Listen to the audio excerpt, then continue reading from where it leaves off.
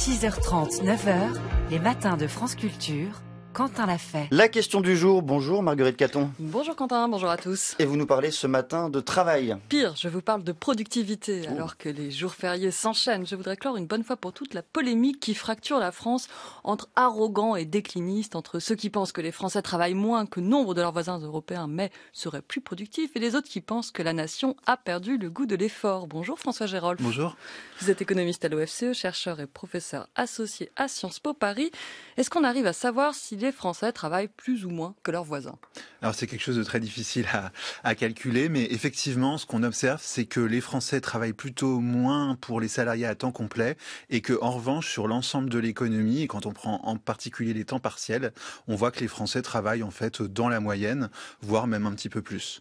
Vous voulez dire qu'on a moins de temps partiel que d'autres pays européens, je crois notamment les Pays-Bas. Exactement, que les Pays-Bas, et qu'en Allemagne aussi, où en fait on a vu une augmentation très forte des mini-jobs et des temps partiels. En France, c'est un phénomène auquel on n'a pas assisté. On a réussi à maintenir quand même un nombre de salariés à temps complet à un niveau assez élevé, et sûrement on a réussi à le faire aussi parce qu'on a réussi à partager le travail dans les couples, et donc effectivement, c'est en contrepartie, on a diminué peut-être un petit peu le temps de travail sur les temps complets. Vous voulez dire que les temps partiels chez nos voisins, Pays-Bas, Danemark, Allemagne, c'est souvent le travail des femmes? Souvent, oui, souvent, et on a observé une multiplication vraiment très rapide. En 20 ans, il y a eu une multiplication par 2 du taux de temps partiel, est passé de 14% en Allemagne à 28%.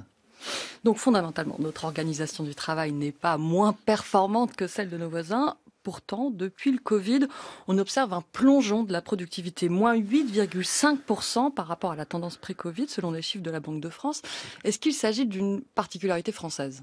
Alors, c'est une particularité française. On observe une baisse de productivité aussi en Europe, mais qui est moins importante. Et aux États-Unis, il n'y a aucune baisse de productivité. Donc effectivement, il y a un sujet français et un sujet européen peut-être par rapport aux États-Unis. La question, c'est de savoir pourquoi. Alors, ce qu'on a vu, c'est que le nombre d'emplois a augmenté très rapidement, alors même que la production en fait restait constante. C'est les fameux millions d'emplois dont on entend et qui effectivement veulent dire que la productivité a baissé, puisque la productivité, par définition, c'est la production de richesse nationale divisée par le nombre de personnes qui travaillent. Donc, si vous avez la même production de richesse, mais que le nombre de gens qui travaillent pour produire cette richesse augmente, effectivement, vous allez avoir une baisse de productivité. Et ce qu'on a vu, c'est qu'on a vu un développement de l'apprentissage, notamment, très très fort, qui explique notamment un tiers de cette baisse de productivité. On va décortiquer tout ce que vous venez de nous dire. Donc d'abord, on comprend que c'est une donnée macroéconomique qui n'a pas grand-chose à voir avec mon efficacité au bureau. Il y a deux variables, la richesse produite de PIB, vous l'avez dit, le nombre de travailleurs.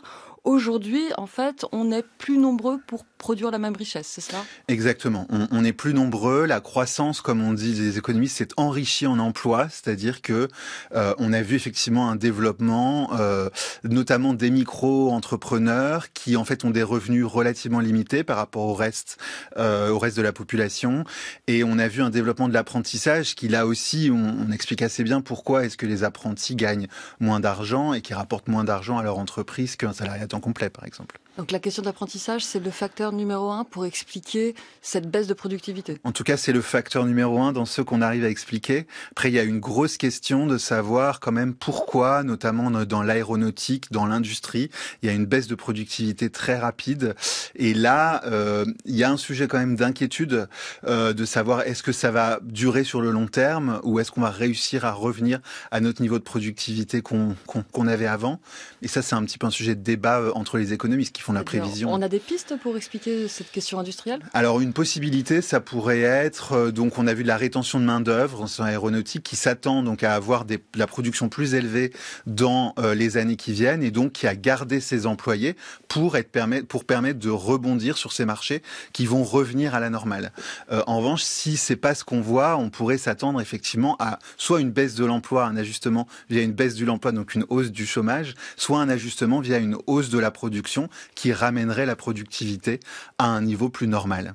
C'est assez contre-intuitif quand même de se rendre compte que la baisse du chômage n'a pas payé. C'est un peu comme ça qu'on le comprend. Voilà, la baisse du chômage n'a pas payé, et en partie c'est un choix de politique publique qu'on a fait, c'est-à-dire on a choisi de développer en priorité, de mettre chacun devant un emploi, et donc au prix potentiellement de développer des services mal payés et peu productifs. On a fait des baisses de charges sur les bas salaires, par exemple, pour favoriser le développement du service à la personne, par exemple. Et ça, c'est vrai que ça a tendance plutôt à diminuer la productivité, puisque le travail le plus productif, il se situe plutôt dans le secteur industriel, où on voit des niveaux de revenus qui sont effectivement un peu supérieurs au SMIC, comme ce qu'on peut voir dans les services à la personne, où effectivement, du coup, comme on est sur des, voilà, si on pense au job des gens qui viennent vous ramener de la nourriture chez vous, par exemple, ce sont des jobs qui sont très mal payés. Et donc, quand on développe ce genre de travail, ce qu'on observe effectivement, c'est une baisse de la productivité.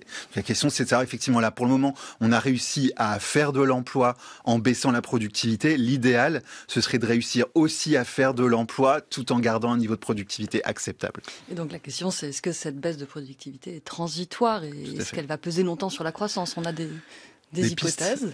Eh bien, donc ce qu'on peut espérer, c'est que ce qu'essaye de faire le gouvernement actuellement, à savoir de réindustrialiser la France, va effectivement réussir à ramener le niveau de productivité à un niveau plus élevé. Et donc, si le gouvernement réussit dans ce qui est quand même quelque chose de très difficile à faire, ben effectivement, on pourrait s'attendre à ce que la productivité remonte. Mais pour le moment, je dirais que tout va dépendre, par exemple, de savoir est-ce que le gouvernement garde les aides à l'apprentissage. On a entendu récemment qu'elles sont potentiellement remises en cause. Et à ce moment-là, on verrait la prime de l'embauche à l'apprentissage. On verrait à ce moment-là une baisse de l'emploi, une baisse du nombre d'apprentis et un retour au niveau de productivité précédent. Mais la question de l'apprentissage, normalement, c'est forcément transitoire parce qu'un apprenti, après, il va devenir plus productif.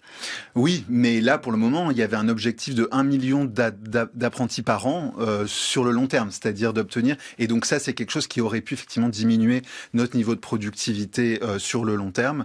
La question, c'est de savoir si on va continuer dans cette politique qui est quand même très très coûteuse, qui coûte de l'ordre de 20 milliards par an. Et donc dans une situation où on a des difficultés budgétaire, je pense que le gouvernement y réfléchit très fortement. Merci beaucoup François Gerolf. Merci à vous. Je rappelle que vous êtes économiste à l'OFCE, chercheur et professeur associé à Sciences Po Paris. Merci. Merci.